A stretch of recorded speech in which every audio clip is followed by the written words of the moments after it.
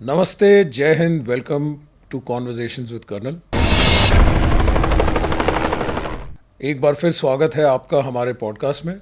आप जानते हैं कि हम इस पॉडकास्ट में आर्मी, नेवी, एयरफोर्स के अलग अलग लोगों से बात करते हैं, उनकी कहानियां सुनते हैं, उनकी आप बीतियाँ सुनते हैं, उनके एक्सपीरियंस जानते हैं। इससे पहले आपने अलग अलग पॉडकास्ट में सुना होगा और देखा होगा कि आर्मी, एयरफोर्स, नेवी के लोग आए, इन्फेंट्री, आर्टिलरी, इनके लोग आए और उन्होंने अपनी अपनी कहानी बताई कि हमने यहाँ एक्शन देखा, वहाँ एक्शन देखा, ये किया। आज के जो हमारे गेस्ट हैं वो बिल्कुल अलग हैं। वो पेशे से तो एक डॉक्टर हैं, लेकिन उन्होंने भारतीय सेना में उस समय अपना योगदान दिया जिस समय नॉर्थ ईस्ट में इंसर्जेंसी पीक पे थी। तो बिना समय ज़ाया करते हुए मैं वेलकम करना चाहूँगा मेजर शांतनु मुखर्जी का। Sir, welcome to conversations with colonel. बहुत अच्छा लगा आपको आज इस पॉडकास्ट पर देख के। Thank you so much colonel Nikhil, thanks for inviting me, it's a great pleasure to be out here. तो शुरू करते हैं बिल्कुल बैक स्टोरी से। सर, क्या एम था सर? आप फौज में कैसे आ गए? एक्चुअली आर्मी का ऐसा था कि मैं जिस फैमिली को बिलोंग करता हूँ उस फैमिली में मेरे पहले तीन जनरेशन जो आर्मी में थे। मेरे फादर एयरफोर्स में थे, मेरे ग्रैंडफादर आर्मी में थे और मेरे ग्रेट ग्रैंडफादर नेवी में थे। अब ये इनकी खासियत ये है कि तीनों भी डॉक्टर्स है। डॉक्टर्स करके आर्मी, एयरफोर्स और नेवी में ज्वाइन किए थे।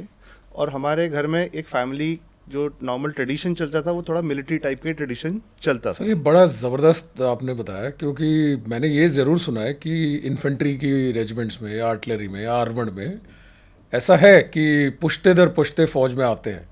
लेकिन एएमसी का, आर्मी मेडिकल कोर का, मैंने पहला देखा है किसी को कि 4th generation into the same profession. So ये जो था, आप सही बोल रहे हैं, एएमसी में एक्चुअली काफ़ी कम लोग मिलते। AMC is army medical corps, so this was already there in the house. और जब हम छोटे थे तो थोड़ा इंस्पायरिंग काफ़ी होता था, सब स्टोरी सुनते थे, कभी पापा के इससे, कभी ग्रैंडफादर के इससे, तो पता चलता ही था आर्मी एयरफोर्स में क्या होता था। तो always was inspired to join the forces. So and then later on slowly जो हर बच्चे का एक ख्वाहिश होता है वो अचीव करना चाहता है, तो वक्त के साथ साथ जब मौका मिला तो हम भी फौज में आ गए। ऐसे तो प्रोसेस क्या था सर आर्मी में ज्वाइन करने का? जो एएफएमसी के जो लोग, जो डॉक्टर्स होते हैं, so they directly go from AFMC to the फौज। और हम जो सिविल में जितने भी लोग एमबीबीएस करते हैं, so you apply for that form and then you are called for the interview. अगर आप इंटरव्यू में सेलेक्ट होते हैं then you go for the medical part of it. Medical अगर फिट हो जाते हैं आप, so then the merit list comes out.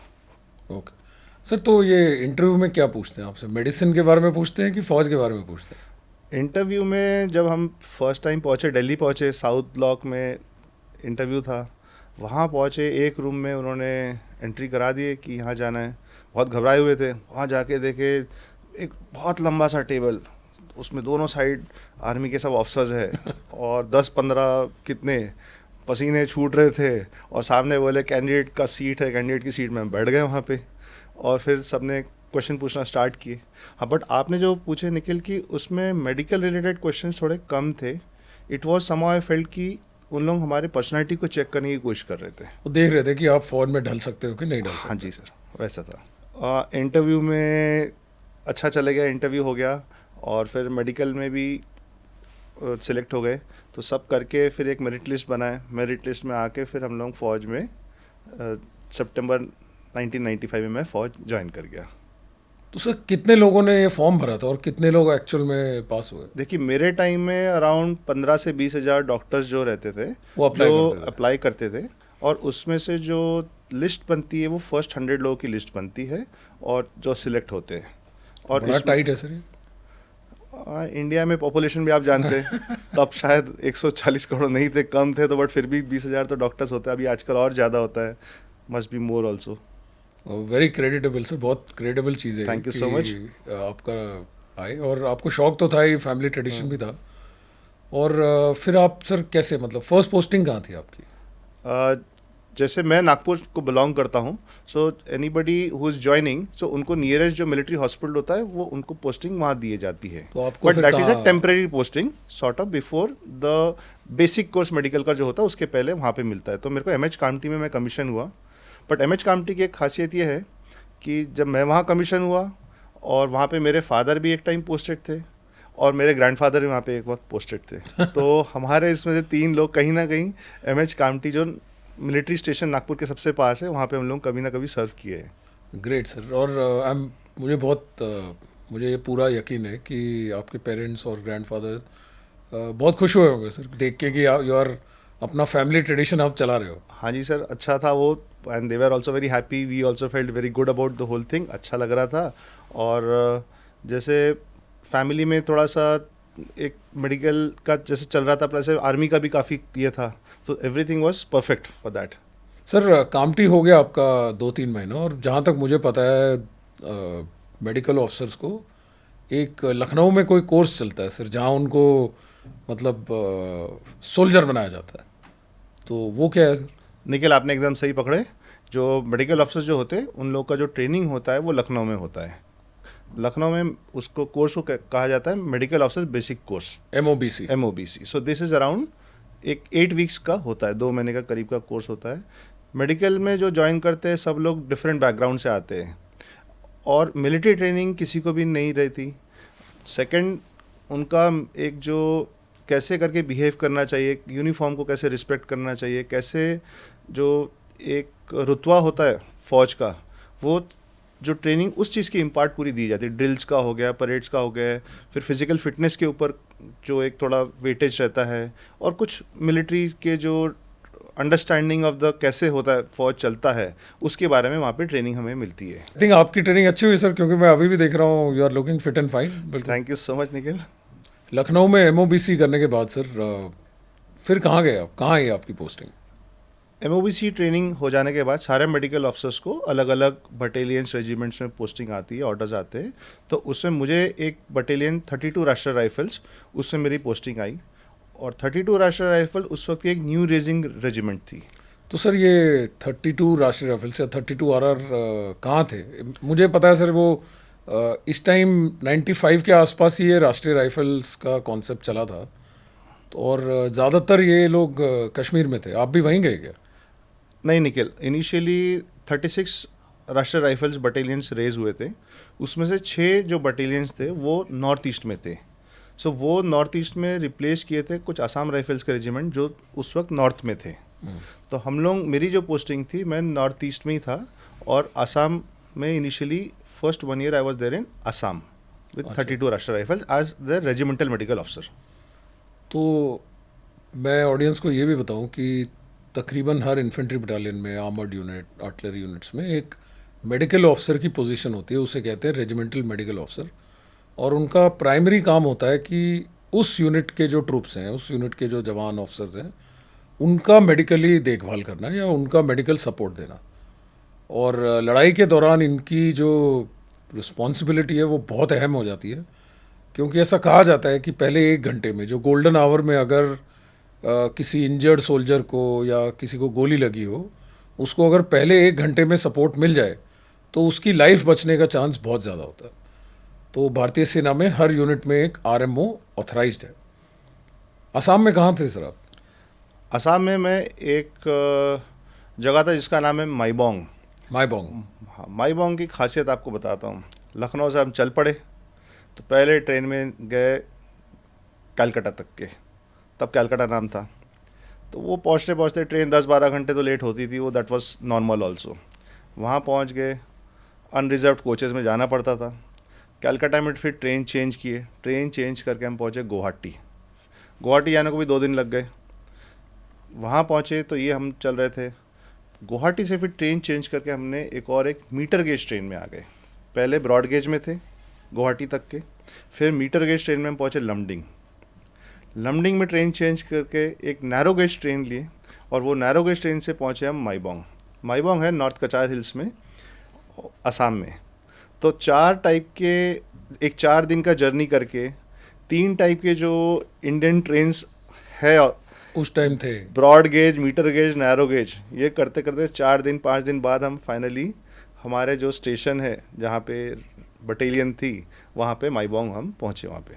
तो सर 4 दिन ट्रेन में गुजारने के बाद, और वो भी इतना अलग अलग चेंज, स्टार्ट तो आपने बिल्कुल एक्साइटमेंट में किया होगा कि मैं फील्ड में जा रहा हूँ, अभी कुछ भयंकर काम करूँगा और एक्शन देखूंगा। 4 दिन बाद जोश था कि वो ढीला पड़ गया था? जोश तो बहुत बढ़िया था, क्योंकि हमारे पास एक बहुत बड़ा सा ट्रंक था और एक बहुत बड़ा सा रक्सैक था, और ये लेके ही चलते थे और अनरिजर्व्ड कोचेस में जा रहे थे। वारंट था सेकंड एसी का, बट रिजर्वेशंस मिलते नहीं थे। बट पहुंच के, क्योंकि जोश इतना ज़्यादा था कि हम फौज में ज्वाइन किए और we have to be there, हम लोगों को ज़रूरत है मेडिकल ऑफिसर्स की वहाँ पे, ये सोच के उतना कुछ कभी कुछ फ़र्क पता ही नहीं चला कि ये जो कोई डिफ़िकल्टीज़ है, ये ट्रेन की जर्नी या इतने दिन लग रहे या ट्रेन लेट हो रही या कुछ अनकंफर्टेबल है, ऐसा कभी सोचे भी नहीं और कभी कुछ बुरा लगा भी नहीं। बस रेजिमेंट पहुँच गए। तो माईबोंग में सर कैसे स्वागत किया आपका फौज ने? माईबोंग में जब हम पहुँचे तो लेट नाइट को पहुँचे थे, तो मॉर्निंग में सबसे पहले हमको वहाँ पे एडजुटेंट साहब मिले। तो एडजुटेंट साहब ने मिले, वेलकम डॉक। तब पता चला कि doctors are called as doc in the फौज। तो वेलकम डॉक, ये सब बढ़िया। फिर मैं तो आपको बताऊंगा सर, हमारे साथ जो डॉक्टर्स थे उनकी मुझे शक्लें याद हैं और डॉक ही याद है, उसके एक्चुअल नाम वाम तो मिस हो जाते हैं। तो फौज में वैसे ही होता है, डॉक ही चलता है और शॉर्ट फॉर्म में, and it is very good also, lot of respect we get for that.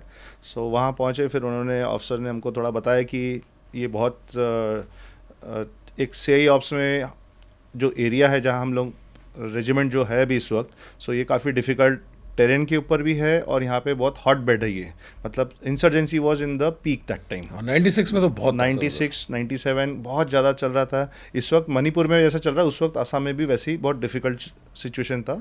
So वहाँ पे पहुँचे, फिर एडजुटेंट साहब ने बताया कि वेपन ट्रेनिंग आपको कुछ आती है? तो हमने बोला हाँ, थोड़ा बहुत हमने सीखे। फिर उन्होंने बताया कि आपको एक उस वक्त कार्बाइंस और पिस्टल्स मिलते थे, वो थोड़ा हैंड ओवर कर दिए और बताया कि CO साहब आपसे मिलना चाहते हैं। तो CO साहब तो एक दूसरे पोस्ट में है, टैक हेडक्वार्टर्स में, तो आप कल वहाँ पे चले जाइएगा, आज जो है यहाँ पे आज थोड़ा सा अपना सेटल अप कर लीजिए और कल उसके लिए चले जाइए। तो हम ये सोच के बहुत हैप्पी हो गए, वेपन देख के बहुत खुश हो गए कि हमारे हाथ में कार्बाइन आ गई, पर्सनल वेपन हो गई, पिस्टल देख ली, वो भी बड़े खुश हो गए और ग्रेट फीलिंग आ रही थी, स्पिरिटेड फीलिंग तो आ ही रही थी और अच्छा लगने लग गया। बट फिर इसी तैयारी से फिर नेक्स्ट डे हम लोग CO साहब से मिलने के लिए, जो कमांडिंग ऑफिसर थे उनसे मिलने के लिए हम नेक्स्ट डे निकले। तो पहुंच गए होंगे सर आप 2-3 घंटे में? अरे नहीं सर, ये तो अलग ही हो गया, एक अलग ही स्टोरी थी। पहले दिन पता चला कि 50-55 किलोमीटर्स कुछ है और हम सोचे कि जैसे आप बोले कि 2-3 घंटे में पहुंच जाएंगे। खूब स्टाइल वाइल में नेक्स्ट डे मॉर्निंग में हमको उठाया गया और हम जब पता चला स्टाइल में तैयार हो गए, फिर पता चला कि ये तो वॉक करके जाना है क्योंकि पोस्ट में पैदल जाना था? रोड्स है बट वो मोटरेबल रोड्स नहीं है, और जो रहता है ROP के हिसाब से जाना पड़ता है, और क्योंकि बहुत ही रिस्की है तो इंसर्जेंसी भी काफ़ी ज़्यादा एक्टिव था वहाँ पे, तो इट हैज़ टू बी एक ट्रूप के कॉन्वॉय के हिसाब से वॉकिंग करते हुए आपको एक एक पोस्ट टू पोस्ट करके पहुँचना पड़ता है। तो पैदल So, पैदल आज जाना जैसे है। 2 और 3 घंटे बोले थे, उसके बदले मुझे एक्चुअली चौथे दिन में पहुँचा था हमारे पोस्ट में फाइनली वहाँ पे वॉक करते करते। तो आपको 3 दिन लग गए सर उधर CO साहब से मिलने में? हाँ जी, वो ऐसा है कि ROP जो होता है रोड ओपनिंग प्रोसीजर, उसमें वॉक करते करते फर्स्ट पोस्ट में पहुँचे सुबह निकल के। वहाँ इट वाज अराउंड 15-16 किलोमीटर चल के गए। जब पहुँचे आफ्टरनून में, तो फिर वहाँ पे मेडिकल ऑफिसर फर्स्ट टाइम कोई आ रहे थे, तो जितने जो मरीज़ थे या जिनको कुछ थोड़ा सा मेडिकल अटेंशन की ज़रूरत थी उनको देखने के बाद फिर पोस्ट को थोड़ा समझने की कोशिश की, क्योंकि हमारे बटालियन की पोस्ट थी वो। फिर नेक्स्ट डे वापस निकले, फिर दूसरे पोस्ट में गए, फिर ऐसे करते तीसरे पोस्ट में गए, ऐसे करते करते फाइनली जहाँ पे CO साहब थे वहाँ से पहुँचने को, तो जो आप बताया उतना टाइम लग ही गया, 3 दिन लग ही गए उसमें। तो मतलब आपका इंट्रोडक्शन टू फौज बहुत ज़बरदस्त था सर कि अरे सर, वो उसी में हमको सब समझ में आ गया, यही है फौज, और इसी के मतलब one has to enjoy this thing. It is always good, but it was very thrilling, very adventurous. वो एरिया भी बहुत अच्छा है, अदरवाइज नेचुरल ब्यूटी बहुत ज़्यादा है, हिल्स है पूरे, और आप पहाड़ों में जैसे चल रहे तो अच्छा लगता है। बट ये थोड़ा अनसेफ था, वो तब उतना डिटेल्स मुझे पता नहीं था, धीरे धीरे करके समझ में आया कि इंसर्जेंसी क्या होता है। तो सर बटालियन हेडक्वार्टर पहुंचने के बाद आपको थोड़ा रिलैक्स मिला होगा, और अब वहाँ पे जनरली टैक हेडक्वार्टर होता है, CO साहब उधर होते हैं, CO 2IC एडजुटेंट ये लोग उधर होते हैं, थोड़ा एडमिनिस्ट्रेशन भी वहाँ पे एडम हिसाब भी ठीक होता है। इसके बाद सर आपको पहला कॉम्बैट एक्सपीरियंस कैसे मिला?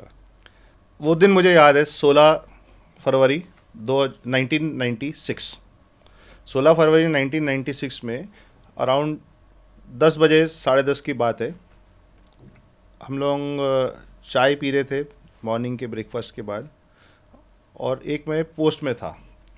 सडनली हम लोगों को ना एक फायरिंग या कुछ गन शॉट्स ऐसे इसके आवाज़ें आने लग गई। हिल्स में आवाज़ बहुत क्लियरली आती है क्योंकि और गूंजती है, पता चलता है।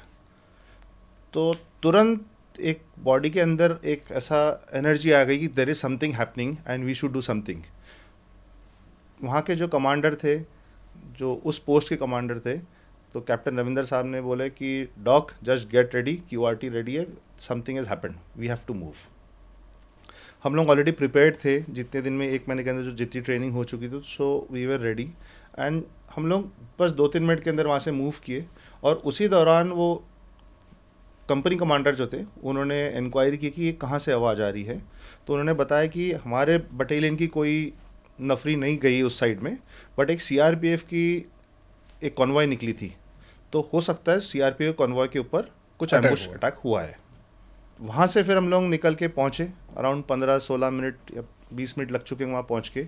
वहाँ जब पहुँच रहे थे उस वक्त तक के फायरिंग चल रही थी, फायरिंग की आवाज़ आ रही थी, बट जब पहुँचे उस वक्त बंद हो चुकी थी फायरिंग।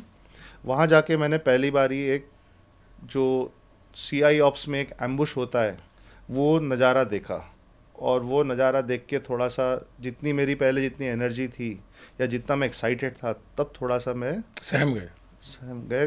थोड़ा सा ऐसा लगने लगा कि oh this is life is like this. क्या था सर वो? वहाँ जब पहुँचे तो एक वाइट कलर की जिप्सी था जिसमें कैजुअलिटी सबसे ज़्यादा थे। जो ड्राइवर ऑफ CRPF कॉन्वॉय के जो थे, he was shot on the head. उनके बाजू में एक इंस्पेक्टर साहब थे, वो भी CRPF के थे, he was also killed. And उनकी वाइफ पीछे, she was also travelling in the same Gypsy, she had also died. और उनके साथ उनका एक छोटा सा बेबी था, 6 महीना 8 महीने के एज का होना चाहिए, but that baby was alive. And baby वो मदर के हाथ से शायद उन्होंने ऐसे करके प्रोटेक्ट किया कि मदर तो खुद ने तो गोली ले ली, बट बेबी को कुछ होने नहीं दिया। तो ये मैंने सबसे पहला कैजुअलिटी का फर्स्ट जो मेरा लाइफ का जो एक्सपोजर था कि मैं एक देखता हूँ कि एक फैमिली भी है और कुछ ऑफिसर्स भी है CRPF के, and with the ambush kind of thing कि किस टाइप से एक इंजरीज होती है और how it was a very घास्टी साइट। तो वहाँ पे फिर सर आपका क्या रोल रहा? वहाँ पे जब हम देखे कि सब ये फैमिली तो हो गई थी, बेबी वॉज अलाइव एंड उसको ठीक देखा कि उसको कोई इंजरी नहीं थी। फिर कुछ हमारे जो जवान जो CRPF के थे उनको कुछ छोटे मोटे इंजरी थी, बट गन शॉट्स वुंड नहीं थे उनको। तो उनको देख के फिर हमें वहाँ से तभी कंपनी कमांडर ने बताया कि एक और बंदा इंजर्ड है, और वो बंदा है मिलिटेंट ग्रुप का है। ओके। तो मिलिटेंट ग्रुप का है and he is injured and he couldn't move out, तो उनको हमने पकड़ लिया है। और ये वही था जिसने इनके ऊपर फायरिंग किया था? उसी के ग्रुप का एक बंदा है वो भी, तो ही शॉट हो चुका था, तो एंड ही कुडंट एस्केप, तो इन्होंने सब पकड़ लिए थे उसको उसके वेपन के साथ में। और फिर उसको फिर मेरे पास लेके आए कि इनको डॉक्टर साहब के पास लेके आए कि दिखाओ इनको क्या हुआ है करके। तो क्या था सर आपका रिएक्शन उसका कि उस बंदे को देख के जिसने आपको पता है कि ये और इसके साथियों ने ही CRPF के जो हमारे जवान थे उनको मार दिया, वो फैमिली को मार दिया, और आपके सामने वही इंसान खड़ा है और अभी आपको कहा जा रहा है कि इसकी ट्रीटमेंट करो? आप सही बोल रहे हैं। मन में एक माइंड में एक रिएक्शन आया कि फर्स्ट की एक दे हैव ऑलरेडी किल्ड हमारे ही कुछ जवानों को, और उसी को मुझे ट्रीट करना पड़ेगा। बट तब मुझे याद आया कि जो मेडिकल इसमें एक हिपोक्रेट्स ओथ होता है। क्या होता है सर हिपोक्रेट्स ओथ में generally you are suppose to treat anybody who is ill or sick without any thinking of his caste, creed, religion or whatever is his situation type. मतलब कोई भी any हो, sick person you are supposed to treat and that is your profession. मतलब अगर आप एक doctor हो तो आपके सामने आया हुआ पेशेंट का बैकग्राउंड क्या है, कौन है, कहाँ से आया, वो क्या काम कर रहा है, ये मायना नहीं रखता, आपके लिए वो एक पेशेंट है। हमारे लिए पेशेंट है, और नोबेल प्रोफेशन इसलिए शायद बोला जाता है कि आप सामने जो बीमार है इंजर्ड है, आप उसको ट्रीट करिए, उसके बारे में डिटेल्स में ना पूछिए कि वो क्या चीज़ है, बस उनको ट्रीट करना हमारा काम है, वही धर्म है हम लोग। वो टेररिस्ट का क्या हालत था सर उस टाइम? जो इंजर्ड मिलिटेंट को जब मुझे मेरे पास ले आए, वो मिलिटेंट ऑलमोस्ट शॉक में था और उसके इसमें गन शॉट्स लगे थे पाँव के ऊपर। तो पाँव को हमने जब ओपन करके देखा तो सामने से हमने देखा कि उसके इसमें एक एंट्री वुंड थी और एंट्री वुंड में छोटा सा ही कुछ इंजर्ड था और ब्लीडिंग हो रही थी वहाँ से। और जब हमने एक पढ़ा था, हमारे को बताया गया था मेडिकल इसमें कि एग्जिट वुंड्स काफ़ी बड़ा होता है।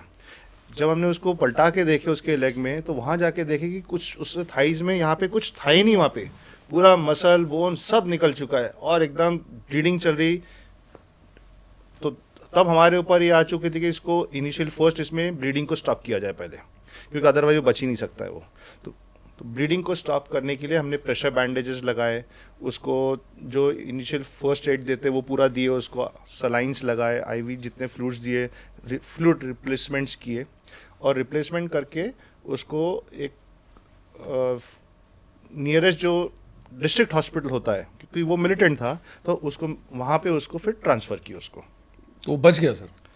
वो बंदा बच गया और बंदा बच के जब मुझे बाद में पता चला कि he could give good information about the militant group जिसके लिए वो काम कर रहे थे। वहाँ पे डीएचडी करके एक मिलिटेंट ग्रुप थी जो बहुत एक्टिव थी, उस वक्त एक्टिव थी। डीएचडी सर?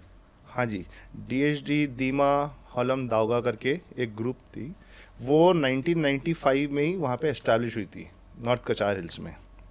उन्होंने पीस गवर्नमेंट के साथ में नहीं लिया और उनके कमांडर थे, उनका नाम मेरे को बहुत अच्छे से याद है, उनका नाम था जेवेल गार्लोजा। और वो जेवेल गार्लोजा छोटा सा ही था, एज में ज़्यादा बड़ा नहीं था, but he was quite active और उसने एक बिगर उनका जो ग्रेटर जैसे नागालैंड बनना चाहता था वैसे उनका ग्रेटर दिमा लैंड करके बनाने के लिए उसका ऑब्जेक्टिव था।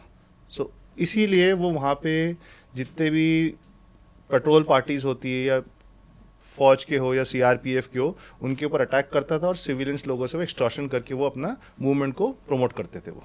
सर बहुत अच्छा लगा सुन के आपसे कि सीआरपीएफ भी बहुत एक्टिव था वहाँ पे उस टाइम पे, और आज भी है सर कई जगह पे।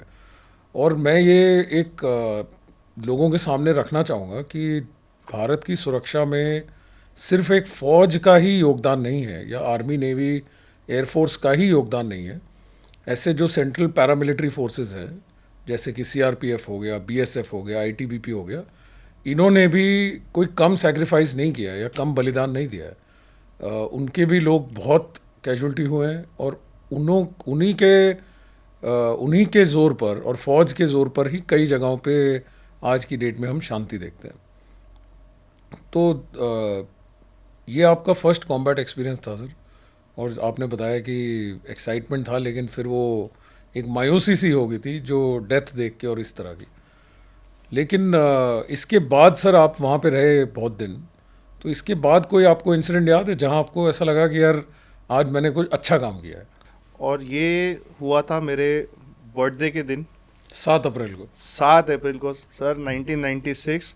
और उस दिन मुझे 2 मुर्गी भी मिले थे, कुछ अंडे मिले थे, कुछ पाइनएप्पल मिले थे और लौकी भी मिले थे।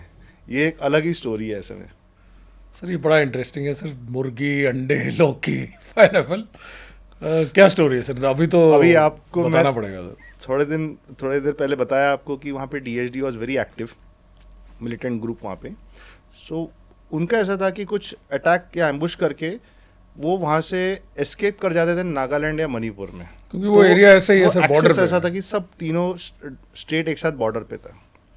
तो लोकल जो थे वहाँ पे, जो दिमासा ट्राइब के जो लोग हैं, तो उनका तरफ से हमारे पास इंफॉर्मेशन नहीं आती थी कि ये मूवमेंट्स मिलिटेंट्स के हो रहे हैं। तो इसी बात पे डिस्कशन एक ऑप्स रूम में चल रहा था जहाँ पे सीओ साहब, 2IC साहब, एडजुटेंट साहब सब लोग बात कर रहे थे, हम भी बैठे थे वहाँ पे।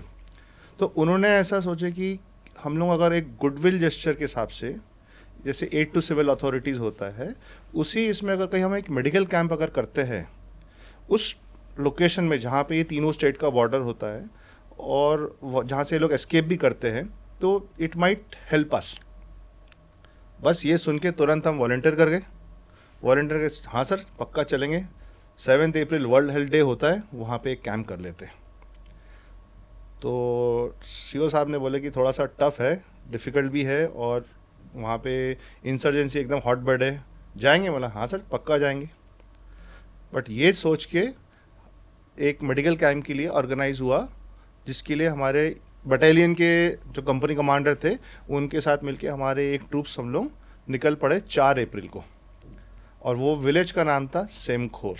हम लोग यहाँ से 30 किलोमीटर था, और हिल्स में, पहाड़ों में अराउंड 15 किलोमीटर, क्योंकि प्रोटेक्शन के साथ धीरे धीरे करके चलना पड़ता था, तो एक एवरेज जो किलोमीटर्स पर डे का एक होता है अराउंड 15 किलोमीटर्स। सो हम 2 दिन में पहुँचे, शाम को 5 तारीख को वहाँ पहुँचे, क्योंकि सेफ्टी भी रखना बहुत इंपॉर्टेंट था, और वहाँ पे मिलिटेंट्स एक्टिव भी थे क्योंकि उनके विलेज में ही जा रहे थे। तो वहाँ पहुँचे जब सेमखोर में, सेमखोर के बारे में आपको मैं बताता हूँ, ये one of the oldest village है आज के दिन भी वहाँ पे, उस एरिया का। इसमें दिमासा करके एक ट्राइब है, वो लोग रहते हैं।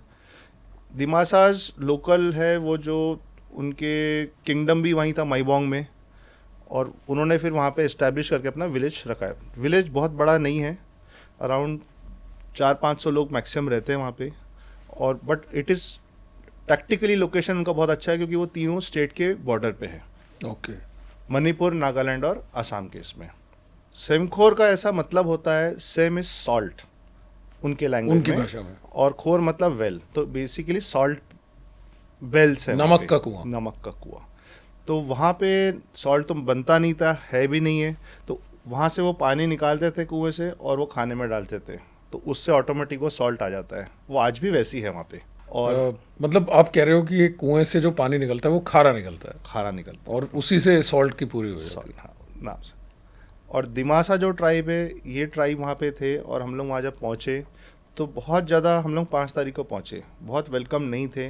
उनको इतने एंशंट लोग हैं वो लोग कि उनको कुछ पता ही नहीं, मतलब कि डॉक्टर क्या होता है, मेडिकल क्या होता है, क्या ट्रीटमेंट कुछ होता है, कुछ भी नहीं पता। वो बहुत पुराने टाइप के ट्राइब से, तो वो हॉस्टाइल भी रहते। तो उस टाइम में उनके पास वो तीर और वो सब घाव ये सब लेके उन लोग, सोर्ड्स ये सब से उन लोग ये करते थे, अपने आप को प्रोटेक्शन भी उसी से करते थे। तो बट पहुंच गए, कुछ हमारे साथ इंटरप्रेटर्स लेके गए थे जो उनकी लैंग्वेज से बात कर सकते। बात करके हम पहुंचे वहाँ पे, बताया कि मेडिकल की टीम है, आप लोगों को थोड़ा बेनिफिट हो सकता है। तो बहुत ट्रस्ट नहीं था उनको हमारे ऊपर कि ये क्या होता है, डॉक्टर क्या होता है, डॉक्टर ही नहीं पता, और क्यों आए क्यों आए। तो एनीवे फाइनली तो 5 तारीख को थोड़ा सा हम लोग एस्टैब्लिश जब तक हो रहे थे, सेट कर रहे थे हमारे, हमने सोचे कि हमारा एक स्मॉल एक कैजुअलिटी बना दे, कि 2-3 बेड्स लगा दे, बेड तो नहीं होता है, गद्दे लगा दे वहाँ पे कुछ ऐसे करके कि कोई अगर पेशेंट आते हैं, एक बेंच में बैठ गए हम लोग। फिर थोड़ी देर बाद उन्होंने हमको चेक करने के लिए, या तो हमारा ट्रस्ट देखने के लिए, हमको सही में कुछ आता कि नहीं, तो उन्होंने बोले कि एक लेडी है और उसको शॉक में है, वो मतलब कुछ बोल नहीं पा रही, कुछ बेहोश टाइप की है, तो आप देख सकते क्या।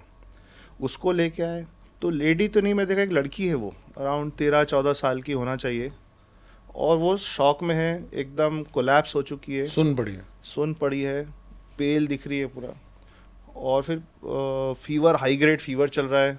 और तब मैंने उनको पूछा, थोड़ा हिस्ट्री लिया उनकी भाषा में, कोशिश करनी समझने, तब पता चला कि उसको she had delivered a baby, baby, और वो 13-14 साल के ऊपर की एज की नहीं होना चाहिए लुक्स वाइज। और उसको फिर मैंने अपने मेडिकल इसमें अंडरस्टैंड किया, और मेरे तरफ से मैंने उसको डायग्नोसिस दिया प्यूरपेरल सेप्सिस, मतलब बेबी होने के बाद कहीं उनको इन्फेक्शन हो चुका है, वो अम्बिलिकल कॉर्ड कट करते वक्त किसी ना किसी कोई कारण से, and she was going into shock, and she would, if no treatment is given, she would expire, and she was already into shock. तो तुरंत हमने हमारे तरफ से जो हमारी कैजुअलिटी बनाए थे, वहाँ पे जितने हमारे एंटीबायोटिक्स, आईवी एंटीबायोटिक्स से दे के शॉक प्रिवेंट करने के लिए जो कुछ फ्लूइड रिप्लेसमेंट्स, एंटीबायोटिक्स, स्टेरॉइड, सब कुछ दिए उनको, और स्लोली कुछ ऑक्सीजन भी था हमारे पास, वो सब देते हुए, एंड स्लोली देखे कि वो शी स्टार्टेड रिकवरिंग। और नेक्स्ट डे तक जब हम उनको देखा कि she had recovered from that shock, and she was speaking, बात करने लगी। अच्छा, जब हम इनको ट्रीट कर रहे थे तब इनको कुछ देर बाद पता चला कि ये थोड़े से जो डॉक्टर जो टीम या मेडिकल जो टीम है, कुछ ठीक है उनका ऐसा लगा।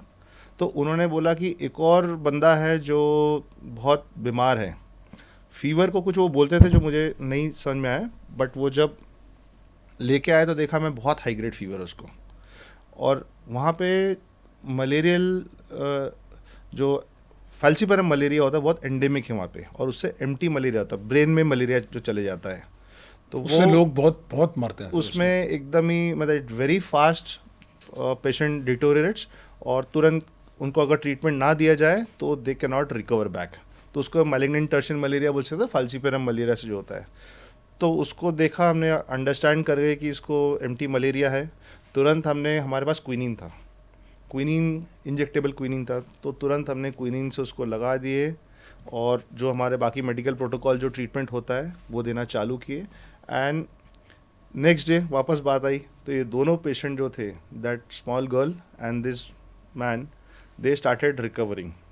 तो 6 तारीख सुबह ब्रेकफास्ट के बाद हमारे लिए थोड़ी सी उनकी इज्जत बढ़ गई, थोड़ी सी बढ़ गई थी। फिर ये पूरे रिकवर हो गए सर 1-2 दिन में? हाँ नहीं, और उसके बाद उन्होंने एक और, हमारे एक पेशेंट आए थे, जब उन्होंने देख रहे थे तो 6 तारीख को लेके आए, जब ये थोड़े से बेटर हो गए थे, कि उसके पाँव में बहुत स्वेलिंग था, पूरा रेडनेस था, और वो भी was also going into shock fever, high grade fever.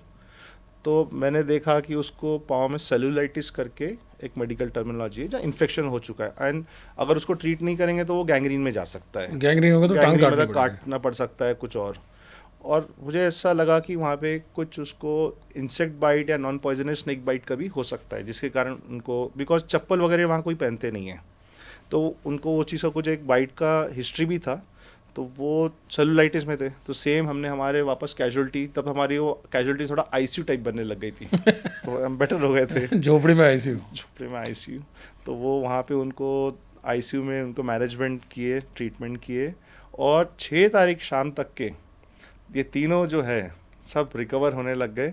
और हमारा जो ट्रस्ट क्वेश्चन जो था, जो पहले दिन माइनस में चल रहा था, वो हम प्लस में आने लग गए, हमारे लिए थोड़ा सा इम्प्रूवमेंट हो चुका था।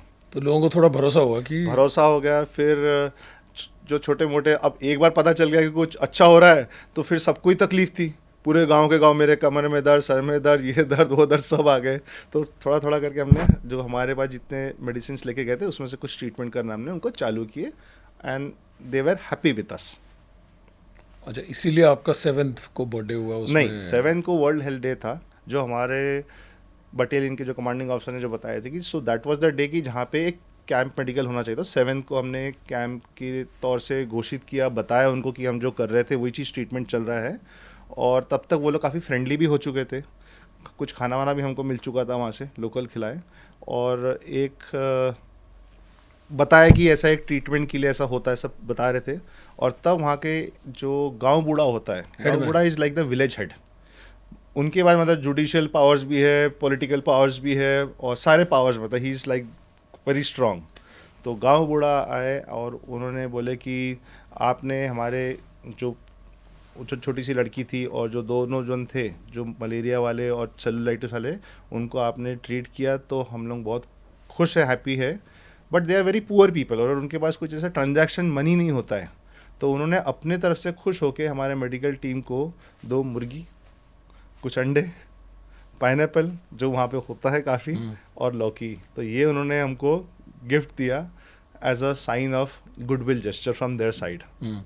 और 7 तारीख को हमारे बर्थडे जो मना है, ये सारी चीज़ों के साथ में। अच्छा, तभी आपका कह रहे थे कि ये बर्थडे स्पेशल हो गया। बर्थडे स्पेशल है बहुत ही। और बहुत अच्छा लगा सर ये सुन के, बिकॉज आर्मी का काम सिर्फ ये नहीं कि टेररिस्ट को मारना या दुश्मन के साथ अटैक करना, लेकिन अगर हमारे ही लोगों के साथ हम जुड़े हैं और उनका कुछ हेल्प हो जाए तो ये बहुत बड़ी बात है, और इसका आगे ऑपरेशंस में भी काफ़ी फ़ायदा होता है। हाँ जी सर, ये एक्चुअली जब हम लोग वो वहाँ से निकले, पहले दिन हम बहुत हॉस्टाइल थे, वो हमारे अगेंस्ट में थे काफ़ी। स्लोली वो लोग हमारे से काफ़ी फ्रेंडली हो गए थे, एंड देन दे थॉट कि उनको इतना बेनिफिट मिला है, तो they used to give some information to us also, because they also wanted to protect our battalion, कि इनके ऊपर कोई ये ना आए, कहीं से कुछ अगर मिलिटेंट अटैक्स, इनके ऊपर एम्बुशेस ज़्यादा ना हो, उस चीज़ का इन्फॉर्मेशन थोड़ा थोड़ा करके कुछ दिनों बाद आने लग गए थे। वेरी गुड सर, तो आपके दोनों ही मकसद सक्सेसफुल हो गए। सही एकदम। तो कितने दिन रहे सर आप और उस जगह में? इस जगह पे हम लोग 96 ऑलमोस्ट पूरा 1996 में पूरा वहीं थे, और फिर हमारी बटालियन जो थी वहाँ से मूव करके वो चले गई मणिपुर में। मणिपुर में सर? मणिपुर में। कहाँ सर मणिपुर में? मणिपुर में अभी आप न्यूज़ में पढ़ते ही है इस वक्त, चूराचांदपुर। और हम लोग चले गए चूराचांदपुर में, तब मिलिटेंसी वहाँ पे भी बहुत एक्टिव थी। और उसी जगह पे हम लोग, हमारे बटालियन हेडक्वार्टर 97 में हम लोग वहाँ पहुँच गए उधर पे। सर तो मणिपुर में मुझे पता है आपने मेरे को 2 इंसिडेंट पहले बताए थे जिसमें आपको ऐसा लगा कि आज हमारा लास्ट टाइम आ गया है। क्या था सर, वो क्या थे? हाँ, एक बार ऐसा था कि चूराचांदपुर से एक थानडाउन करके जो पोस्ट हमारी थी, तो वहाँ पे जाना था मुझे, क्योंकि कुछ मेडिकल ट्रीटमेंट के लिए हमारे पोस्ट के कुछ जवानों के लिए। तो मैं, हमारे डॉक्टर था, थोड़ा सा फ्रेंडली था काफ़ी सिविलियंस के साथ वहाँ पे, तो इट वाज कंफर्टेबल कि मैं अकेले बस में चले जाऊँ। तो मैं और मेरा जो बडी है, तो वो, हम दोनों, भूपिंदर है, हम दोनों बस में चढ़ गए, सिविल बस में। और जनरली वो को ड्राइवर सीट के पास हम लोग बैठते थे। बस बहुत रश होता था, ऊपर में भी लोग बैठे, अंदर भी लोग बैठे, फैमिलीज और सब साथ में। वो छोटी छोटी बसें होती थी? छोटी एक मिनी बस टाइप की होती है। 10-12 घंटे लगते थे पहुंचने को। तो हम चल दिए उसमें, और सिविल ड्रेस में थे हम लोग, सिविल ड्रेस में थे, और कुछ बस जा रहे वहाँ जाके। बीच में बस रुकती है एक जगह जिसका नाम था आईना। और आईना है समथिंग कि जहाँ पे लोग हॉल्ट करते और कुछ अपना जैसे चाय नाश्ता कुछ कर लेंगे, उस टाइप से एक ब्रेक होता था बस का। बैठे हुए हमने तो कुछ लेना नहीं था, बस में बैठे। सडनली मेरा जो बडी है भूपिंदर पूछता, साहब पिस्टल निकाल लीजिए। क्यों भाई, क्या हो गया? देखिए बाएं तरफ देखे, जो जैसे चाय की टपरी होती है वैसे टपरी जो थी उसमें, वहाँ पे 3-4 मिलिटेंट टाइप के लोग लग रहे थे, कुछ वेपन्स लेके, और वो लोग खाना खा रहे थे वहाँ पे। अब हम तो बोले ये तो मर गए, क्योंकि हम 2 हैं, उसके पास एक पिस्टल है, मेरे पास एक पिस्टल है। उसने बोला, साहब मेरे पास एक ग्रेनेड भी है, हम कुछ कर नहीं सकते, बस से उतरेंगे। क्योंकि मैं नॉर्थ ईस्ट में था, तो वहाँ के लोग का थोड़ा जो स्ट्रक्चर है वो थोड़ा अलग था, मेरा स्ट्रक्चर थोड़ा अलग है, देख के पहचान जाते देख के पहचान जाएंगे। दूसरा कि पता ही चल जाता कि ये कुछ अलग है। तो बस हम लोग वेट करें कि अब मिलिटेंट ग्रुप हमें कुछ ना कुछ करेगी। तो हम लोग सोचे कि अगर हमारे पास आते तो विल जस्ट फायर, हमारे पास जो भी पिस्टल है, और कुछ देखेंगे जो भी होना है। तो मेरे सहायक जो भूपेंद्र था, उन्होंने बोला कि ग्रेनेड है, मैं ग्रेनेड खोल दूंगा, पिन निकाल देंगे, जैसा होगा वो भी कुछ जाएंगे, हम भी जाएंगे। और वो आधा घंटा जो था, तो उस आधे घंटे में हमको ऐसा लग रहा था कि अब हम गए, क्योंकि उनके साथ उनका नफरी भी ज़्यादा थी, और हम 2 ही थे। हम उतरते उतरते उनको समझ में आ गया होता। थोड़ी देर बाद देखे कि वो मिलिटेंट ग्रुप खाना खा के दे लेफ्ट, और उसी वक्त बस के भी काफ़ी लोग वहाँ जाके, उन लोग भी वहीं बैठे थे। But I am very sure कि उनको पता था कि ये डॉक्टर है, और उन्होंने वहाँ से कुछ एक्शन ना लेने का ही सोचे। तो उन्होंने ना हमें कुछ अटैक किया, कुछ तकलीफ हमें भी कुछ नहीं हुई। बट आधा घंटा तक ऐसा लग रहा था, जब तक बस निकली नहीं वहाँ पे, कि आज का तो दिन ख़त्म है हमारा। वो आधा घंटा आपको ऐसे 10 साल के जैसे लगा होगा सर? जब बस चली फाइनली, जब मैं पोस्ट पहुँचा, तब देन आई कुड रियलाइज कि what a big thing it could have happened. News बन जाते सर आप? हाँ, न्यूज़ वगैरह आपके सामने रहता नहीं था। आप बोल सकते थे मेरे फैमिली के पास एक कॉफिन जा रही है, कॉफिन में करके। दूसरा क्या था सर? ऐसे इंसिडेंट्स तो बहुत होते रहते थे। तो इंड गैदरिंग के लिए हमारे जो सीईओ साहब थे, वो काफ़ी, ही वाज वेरी गुड, मतलब। तो सुंदर साहब, कर्नल सुंदर साहब थे सीईओ हमारे, तो बहुत अच्छे सोल्जर है, गोरखा राइफल्स की रेजिमेंट के वो ऑफिसर है, और ट्रेनिंग भी बहुत अच्छी है उनको, हमको भी बहुत अच्छी ट्रेनिंग दी है, एंड सब कुछ उनका बहुत अच्छा था। तो उनका मिलिट्री बेयरिंग भी बहुत अच्छी थी, ऐसे बहुत इंस्पायरिंग थे वो। उनको देख के ऐसा लगता था कि हम भी उनके जैसे बने। तो इंड गैदरिंग के लिए वो जब चलते थे, मैं भी बटालियन हेडक्वार्टर में था, तो कभी कभी साथ में सीओ साहब के साथ में, काफ़ी बार मैं भी साथ में चले जाता था। साथ में चल गए थे, वहाँ गए। और नॉर्थ ईस्ट में शाम ना बहुत जल्दी हो जाती है, मतलब अंधेरा बहुत जल्दी होता है। ईस्ट में 4-5 बजे तक 5 बजे के अंधेरा बाद से आप देखेंगे तो फुल डार्क हो जाता है। करेक्ट। तो हम लोग वहाँ पे गए थे, इंड गैदरिंग करने गए। 6-7 किलोमीटर दूर एक विलेज में मोंगजांग करके गांव था, वहाँ पहुँचे। वहाँ से आते आते थोड़ा सा लेट हो गए। सीओ साहब और मैं ही थे उस जिप्सी में। तो सडनली सीओ साहब मुझे पूछते रिटर्न में, जब थोड़ा अंधेरा हो गया, कि डॉक हथियार निकाल लो, आगे एक चेक पोस्ट लगी है, और चेक पोस्ट का ऑर्डर तो मैंने दिया नहीं हूँ, तो ये मिलिटेंट का चेक पोस्ट है। तो बस तब वापस फिर से वही सिचुएशन आ गई। अब हम सोचे अब कर रहे हैं क्या। तो AK-47 थी, AK-47 CO साहब ने भी उनके पास भी एक था, वो गाड़ी चलाते हुए बहुत ही केपेबल ऑफिसर है वो, और उन्होंने भी साथ में रख लिए और हमने भी बाहर निकाल लिए। और CO साहब ने बोला कि जैसे हमें रोके कुछ ना करना है, मिलिटेंट है, we'll fire and try to escape, क्योंकि यहाँ से हम बच के वापस नहीं जा सकते। बट लकीली हम लोग जब वहाँ पहुँचे तो शायद वो जिप्सी को मिलिटेंट ऑर्गेनाइजेशन जानती थी कि ये फौज की है, और उनको ऐसा फीलिंग आई कि हो सकता फौज पीछे और भी बहुत सारे लोग हैं। तो वो हमारे जिप्सी को देख के वो लोग भाग गए। हम डर के मारे हम सोचे कि हम बच के निकलेंगे, बट हमको देख के वो लोग भाग गए। तो सिचुएशन ऐसा हो कि तो हमारे लिए एक बड़ा विन विन सिचुएशन हो गया। हम चले गए वहाँ से सेफली, बटालियन हेडक्वार्टर वापस पहुँच गए, बट मिलिटेंट के साथ कोई एक्शन नहीं हुआ उस वक्त। बच गए, मतलब बच गए, समझ लो आप। ये जो चूरा चांदपुर का एरिया है सर, आज भी बहुत एक्टिव है, और मिड 90s में तो ये भयंकर एक्टिव था सर। और उधर भी कोई ना कोई आपने एक्शन देखा होगा सर? हाँ जी, 14 जून 1997 की बात है। उस वक्त मॉर्निंग में 5 o'clock एक इन्फॉर्मेशन आता है कि हमारी जो फुट पेट्रोल है, which was led by captain CPS Bedi, उनके ऊपर अटैक हो चुकी है, और वो 6-7 kilometre from the battalion headquarters है। CO साहब की QRT के साथ तुरंत हम लोग पहुँच गए। QRT क्विक रिएक्शन टीम, जो एक रीइंफोर्समेंट करके भी जा रही है, साथ में हमारा एक मेडिकल का भी चल रहा है, हम लोग भी चल रहे हैं और सभी लोग जा रहे हैं। वहाँ पहुँचे, फायरिंग तभी भी चल रही थी, और जाके देखा तो कुछ मार्टिर्स हो चुके थे और कुछ लोग इंजर्ड थे। इवन कैप्टन बेदी भी, ही वॉज ऑल्सो इंजर्ड, उनके दोनों हाथ में गन शॉट वुंड्स थे।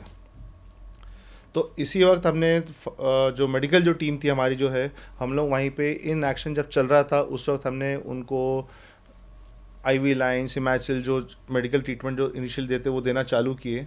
और जंगल के अंदर ही है, तो जंगल के अंदर कहाँ पे IV सलाइन को लगाएंगे। तो एक पेड़ था थोड़ा सा ऊंचा था, उसके ऊपर हमने एक बांध दिया। उसके ऊपर जब बांध रहे तो पेड़ के ऊपर भी गन फायर्स आ रही उसके ऊपर भी। मतलब ऐसा है कि हम भी पेड़ के पीछे छुपे हुए हैं, उधर से गन फायर भी हो रहा है और हम मेडिकल ट्रीटमेंट भी कर रहे हैं, छुप छुप के कर रहे हैं, क्योंकि अगर खड़े हो जाएंगे तो हमारे ऊपर ही अटैक हो जाएगा, हम भी इंजर्ड हो जाएंगे। बैटलफील्ड में जब कुछ इंजरीज होती है या एक्शन चल रहा होता है, उस वक्त हम जब मेडिकल ट्रीटमेंट देते हैं तो जो बंदा इंजर्ड होता है तो वो हमसे एक सवाल हरदम पूछता है, साहब बचूंगा क्या। अब उस वक्त हमको उसका जोश भी बना के रखना है और उसको मोटिवेट भी करना है, बिकॉज अगर मेंटली वो मोटिवेटेड रहे तो ही विल सर्वाइव ऑल्सो, हमारे ट्रीटमेंट के साथ साथ में भी। और फिर उसको थोड़ा कंफर्ट भी देना है। कंफर्ट देने के लिए एक मेरा खुद का एक रेजिम था।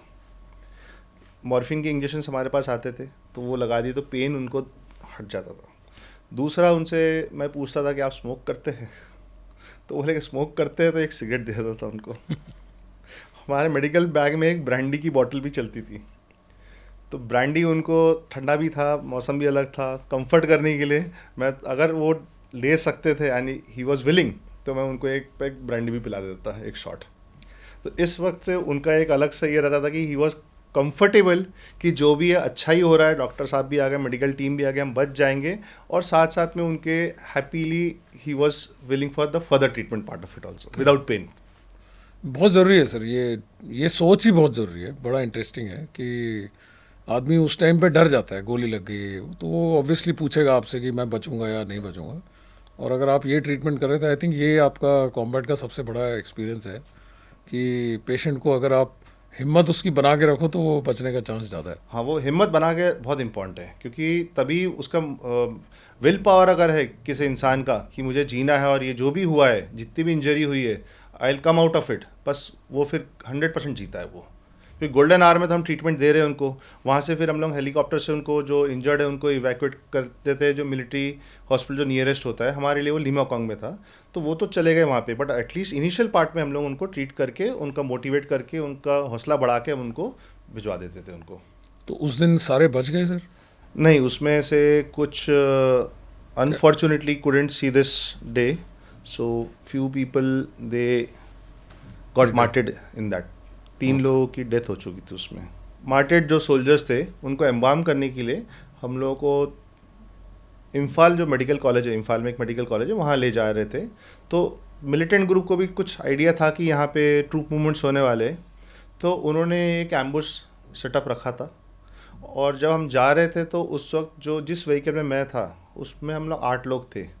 तो वो व्हीकल को फिर से उन्होंने एम्बुश किया और वो व्हीकल एक लाउड साउंड के साथ वो खाई में गिर गई और उसमें से हमारे फिर से कुछ कैजुअलिटीज़ हुए. और जो को ड्राइवर मैं था तो मैं बच गया. मेरे ड्राइवर ऊपर के मशीन गन में जो LMG वाले एक जो सोल्जर होते हैं वो और एक और जन की 3 जन की फिर से डेथ हुई है. और fortunately I am lucky sitting in front of you today because may be by God's grace और समथिंग एल्स कि I was lucky enough to survive that day but with injuries. So you got injured there, sir? I was injured. I had multiple injuries on my legs, arms, face, but I was wearing a bulletproof jacket also. And that vehicle was also bulletproof reinforced 1 ton थी. So सारे चीज़ से कहीं शायद protection के कारण मैं बच गया. और जो इंजरी थी वो दैट वाज ट्रीटेबल टाइप्स, क्योंकि फिर ऑपरेट किए वहाँ पे भी किए, फिर कमांड हॉस्पिटल कैलकाटा में भी किए, बाद में मुझे वहाँ पे इवैक्यूएट किया गया इनिशियल वहाँ से. और मैं अभी ठीक हूँ, आपके सामने बैठा हूँ. Very nice sir. ऊपर वाले का शुक्र है कि आप बच गए. मई 99 में कारगिल युद्ध शुरू हुआ, उस टाइम आप कहाँ थे? मई 99 में हम लोग सुखना में पोस्टेड थे और उस वक्त पता चला कि ट्रूप मूवमेंट्स हो रहे काफ़ी सारे, but somehow I saw action there also. Sukhna में सर? सुखना में नहीं, एक्चुअली हम लोग बहुत प्रिपेयर्ड थे कि हमारे पास 48 आवर्स के अंदर रेजिमेंट मूव करना है. तो we are almost ready with everything. कि एक QRT जो होता है, quick reaction medical quick reaction team, वो भी हम लोग प्रैक्टिस कर रहे थे और सब चल रहा था. और पता था कि काफ़ी ट्रूप्स इधर से मूव हो रहे थे. So I remember the date, it was 22 of June 1999. Around 12:10 15 इस वक्त होगा. और इमीडिएटली एक फ़ोन आता है मुझे कि there has been a blast at NJP railway station. Doc you go immediately there with your QRT. क्योंकि हम लोग नियरेस्ट फर्स्ट एड जो दे सकते थे, हम लोग तो प्रिपेयर्ड थे ही. और हम लोग वहाँ से निकले और मे बी अराउंड 15 मिनट के अंदर हम लोग रेलवे स्टेशन पहुँच गए वहाँ पे मेडिकल टीम लेके. वहाँ जब गया मैं रेलवे स्टेशन, थोड़ा सा मैं आइडिया था मेरे को उस बारे में कौन सा प्लेटफॉर्म कहाँ पे होता है. तो प्लेटफॉर्म नंबर 2 और 3 के बीच में एक ब्लास्ट हुआ था. और मुझे ट्रेन से पता था, महानंदा एक्सप्रेस एक होती है जो दिल्ली साइड जाती है, और एक दार्जिलिंग मेल जो थी वो प्लेटफॉर्म नंबर 3 पे थी. RDX का ब्लास्ट था. और उस ब्लास्ट में जो इंजर्ड थे अराउंड 60 से 70 लोग इंजर्ड हो गए. फौजी डब्बे के सामने इन्होंने ब्लास्ट किया था महानंदा एक्सप्रेस के. सो हम जब प्लेटफॉर्म नंबर 2 में पहुँचे, वहाँ जाके देखे कि ये ब्लास्ट हो चुका है. और वो ब्लास्ट का जो घासली साइड था वो मैं आपको डिस्क्राइब ही नहीं कर सकता. इट इज़ सो अनफॉर्चुनेट कि वहाँ पे जो मिलिट्री सोल्जर्स है जो फाइट करने के लिए देश के लिए जा रहे थे, उनके ऊपर ऐसा हुआ कि उनका बर्न्स, उनके बॉडी टुकड़े हो गए उनकी बॉडीज़ के, और सब अलग से होके और डेथ्स हो गई, इंजर्ड हो गए, सब ब्लीडिंग चल रहा है, सब चल रहा है. तो वो एक बहुत ही स्केरी सा साइट था.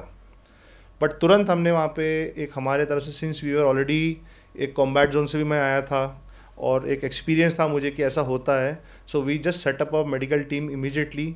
जो इंजर्ड है उनको एक ट्रायज सिस्टम से हमने इमीडिएटली ट्रीटमेंट स्टार्ट कर दिए. जो जगह को एक सिक्योर करना पड़ता है वो सिक्योर भी कर लिए वहाँ पे, क्योंकि मैं एक ऑफिसर करके वहाँ पे था. एक मेडिकल ऑफिसर तो हूँ, बट साथ साथ में उधर का एक ऑफिसर, क्योंकि बाकी और कोई सिविल अथॉरिटी से कोई अभी तक कोई आए नहीं थे वहाँ पे. तो I was only the officer out there as a captain.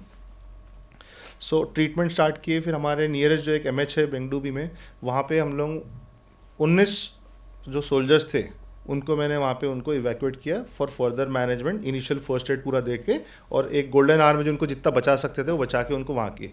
साथ साथ में जो बाकी ट्रेन में भी जो इंजर्ड हुए थे नेक्स्ट लॉट में, उनको हमने काफ़ी सारा ट्रीटमेंट किए. उनको भी एक रेलवे हॉस्पिटल में कुछ उनको भिजवाए, कुछ डिस्ट्रिक्ट हॉस्पिटल है वहाँ पे, तो उनको वहाँ पे फिर तब तक उनकी भी कुछ एम्बुलेंसेज आने लग गई थी. तो उनको भी लेके उनको वहाँ भिजवा दिए फिर. But that day was something कि इट वॉज अ ऑफ विजय का first beginning of this side north east में, जहाँ पे ब्लास्ट हुआ. ISI ने करवाया था, बट लोकल जो मिलिटेंट ग्रुप है उल्फा के साथ में उन्होंने किए थे ये चीज़. उल्फा ने RDX लगाया था यहाँ पे.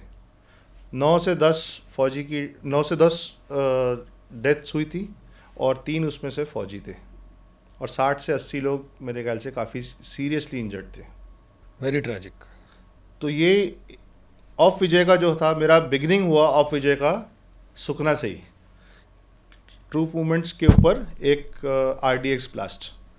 इमीडिएटली ये हो जाने के बाद then the family had to be shifted back to my home town Nagpur, because मुझे पता था कि मैं या तो ये रेजिमेंट के साथ जाऊँगा, तब मेरी एक पोस्टिंग भी आ चुकी थी 48 एयर डिफेंस के साथ में.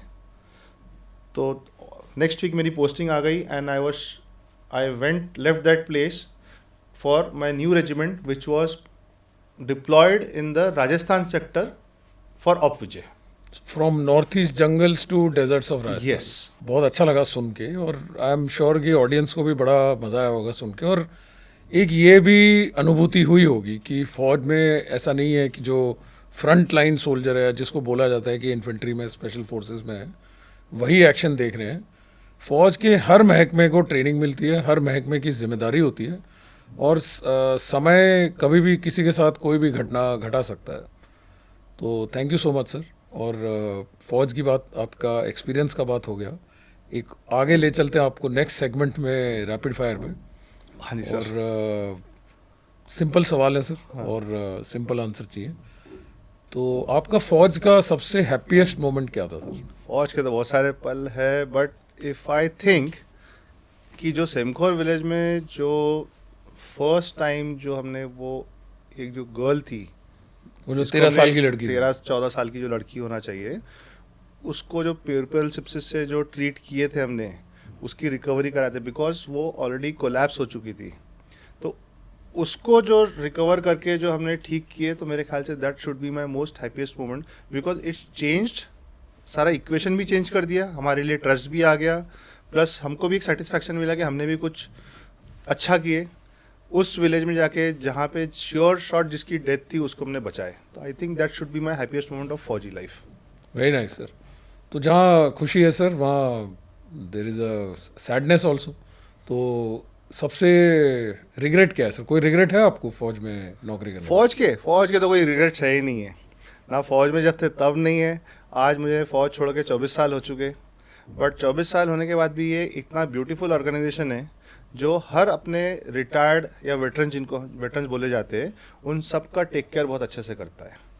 और we get all the affection from the फौज एज सच, सारे फौजी लोगों के लिए. दूसरा, हम लोगों को अभी भी कुछ बेनिफिट जो है वो सब यूज़ कर सकते हैं हम लोग, और अच्छा रहता है. सो फौज के लिए मेरे कोई रिग्रेट्स नहीं है. मैं खुद की, मेरी जो पर्सनालिटी थी वो इतना ज़्यादा इम्प्रूव हुआ है फौज ज्वाइन करके, तो वो तो मैं डिस्क्राइब ही नहीं कर सकता हूँ. So everything has happened good for me, whether it my confidence, my style, my way of being in life, the way to being a go for it types, जो एक पर्सनैलिटी होती है, वो सारे चीज़ फौज ने दिया है. तो फौज को तो कोई रिग्रेट्स है ही नहीं. मैं तो उल्टा बोलूँगा कि फौज में सभी को जाना चाहिए एक बार. सर, आपने बताया था कि यू हैव 4 जनरेशन्स आपके फौज में हैं, तो आप तो अपनी कहानियाँ तो सुनाते होंगे, तो कहीं कंपटीशन होता है सर आपके फादर के साथ या ग्रैंडफादर के साथ कि मैंने ये किया है, तूने वो किया है, ऐसा करके? बहुत सही पकड़ा है आपने. यहाँ पे तो मेरी कंपटीशन में तो मैं तो हरदम आई हैव ऑलरेडी लॉस्ट. मैं तो बैटल कैजुअलिटी हूँ, बट मेरे से ज़्यादा अचीवमेंट मेरे फादर के, मेरे ग्रैंडफादर के हैं. लाइक आई टेल यू कि my grandfather was in the British Army as a medical officer. तो 1943 में ही got a gallantry as mention in despatches. उस वक्त वो बर्मा में उनकी जो एक्शन चल रहा था जापानीज लोग के अगेंस्ट में, वर्ल्ड वॉर 2 में, तो for that his bravery and everything he was got a mention in dispatches. Okay sir. Father का भी ऐसा है कि my father squadron leader Shubir Mukherjee, so he was in 65 war and 71 war. उस वक्त शिलोंग के पास he had survived a plane crash, and during that crash he had evacuated most of the senior officers who were flying with him. Okay. So father का एक मतलब he is also you know very brave and courageous as well as with the typical जो फौजी personality होती है, so something like that. So father और grandfather way far ahead of me. तो rate करना है सर आर्मी एयरफोर्स नेवी को on a scale of 10 being the most. मेरे तरफ से आर्मी को तो मैं 10 आउट ऑफ 10 देना है. राइट. और नेवी और एयरफोर्स के बारे में I think I just give just 0.1% less than them because I have not served with them, so I don't know much about them, but they are also doing a बहुत great service to the nation and I have seen them, they also have lot of difficult things. आप अपनी wife को बताना चाहते थे इस platform के ज़रिए एक कोई बात जो आज तक आपने उनको नहीं बताई है, और मेरे ख्याल से ये ऑडियंस को भी बड़ी इंटरेस्टिंग लगेगी कि एक फौजी के, एक सोल्जर की लाइफ में अपने घर वालों से ही कम्युनिकेशन करना, बातचीत कर पाना कितना मुश्किल हो जाता है कई बार. तो मैं चाहूँगा सर आप वो वाला इंसिडेंट पक्का बताएं. नहीं निखिल, उसके लिए भी काफ़ी एक ये कि शादी तो जल्दी हो गई, but my batchmate doctor Shilpa, so we got married in 97, but we had a courtship पहले से चल रहा था. अब मैं जब मणिपुर में था, उसके पहले मैं आसाम में था, तो अब आसाम में था तो तब उनसे बात करने की इच्छा होती थी. अब आपको मैं बताया था कि मेरे को 3-4 दिन लगते हैं पोस्ट में पहुंचने के लिए, तो तब हम लोग एक महीने में एक बार 54 किलोमीटर वॉक करके माईबोंग पहुंचता था 3 दिन के बाद. और तब के टाइम में जो ट्रंक कॉल्स और एसटीडी होते थे, full charge, half charge, quarter charge, आपको अगर पता हो, बिल्कुल. बहुत एक्सपेंसिव होता था, उतने पेमेंट्स नहीं थे. तो बट 1 या 2 मिनट की बात होती थी. उसके लिए मैं 54 किलोमीटर्स चल के आता था. 3 दिन 54 किलोमीटर चल के वापस जाता था, तो 108 किलोमीटर एक फ़ोन कॉल के लिए आता था. और माईबोंग से जो हाफलोंग का जो फ़ोन लाइन था वो काफ़ी बार ख़राब हो जाता था. तो जनरली एक पकड़ के चलो 3 महीने में मैं सिर्फ 2 बार बात कर पाता था, 1 बार बात नहीं होती थी. तो मेरे ख्याल से मैं शायद रोमांटिक भी हूँ क्योंकि इतना अगर कोई चल के एफर्ट्स लेके जा रहे हैं तो उतना कुछ बनता भी है. शो पे आने के लिए और आपकी जो फौज के जो 5 साल के एक्सपीरियंस है वो बताने के लिए बड़ा अच्छा लगा सर. और आई एम श्योर कि कई लोग इससे मोटिवेट हुए होंगे, कई डॉक्टर्स इससे मोटिवेट होंगे फौज ज्वाइन करने के लिए और ये एक एक्सपीरियंस लेने के लिए. हमारे ऑडियंस से भी मैं कहना चाहूँगा कि बहुत बहुत धन्यवाद हमारे साथ जुड़ने के लिए. उम्मीद करता हूँ आपको मज़ा आया होगा आज मेजर मुखर्जी की कहानी सुनने में, और कुछ एक नया पहलू फौज के आपको पता चले होंगे. सो मेरे तरफ से एक बार फिर थैंक यू वेरी मच. हमारे साथ बने रहिए, जुड़े रहिए, लाइक शेयर सब्सक्राइब कीजिए. जय हिंद, जय Bharat. Thank you very much sir. Thank you so much.